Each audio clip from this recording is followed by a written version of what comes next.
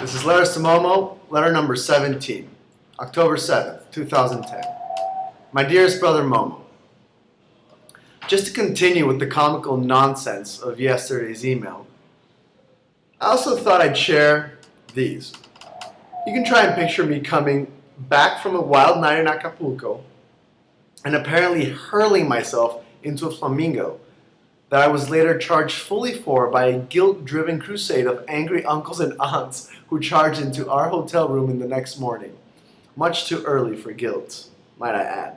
Or you taking a whiff of the pina colada scent on the beach and having to make an emergency face-first plunge into the nearest hole in order to hide the series of bad choices you had made the night before. Or me stopping on my jet ski ride with my girlfriend to, well, appreciate the view, and having the dudes immediately come after me.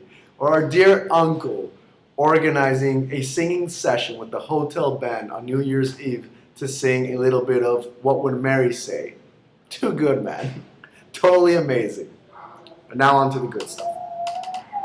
I was reading something the other day that definitely clarified many aspects of myself in terms of my perspective.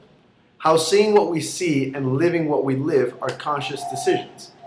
And we can change those decisions every day of our lives. It had to do with a very simple message. Treat and see everyone from a source of love.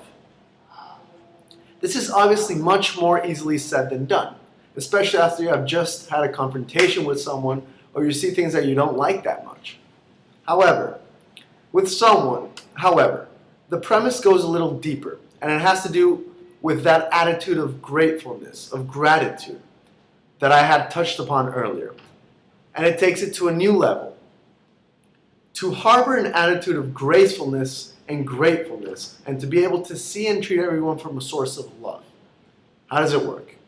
If we are grateful, you can remember that means that we have identified and acknowledged the worth of that situation, person, event, etc. in our life.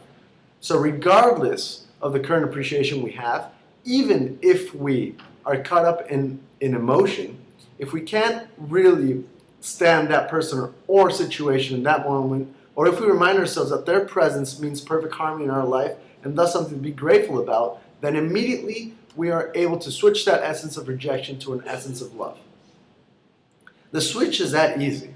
It's recognizing the immediate worth of the person or situation in the entirety of their context and self-worth, parentheses, meaning we don't change or want to change them, close parentheses, and then allowing it to invade our life with a sense of purpose and meaning, of existential significance, that we can then use to fuel a source of love.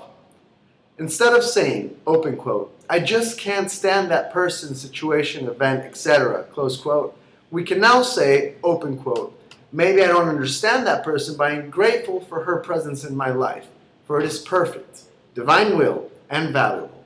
I accept that person and the situation, and now I choose to choose again. End quotation marks.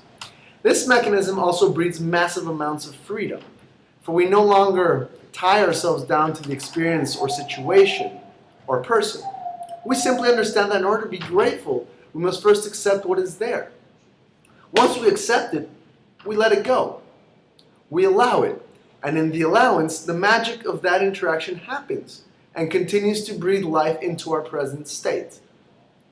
I think that this is a wonderful way to see our lives, for it grants that freedom, and most importantly, it allows us to consciously and honestly choose to see everyone and everything through love.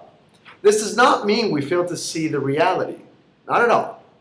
We call things by their right name, but we also accept them for what they are and remain thankful, conscious, and loving of their presence, for it adds existential value. This is a fantastic endeavor that we must train ourselves to rejoice in. I love you with all my heart, and today, let me walk with you.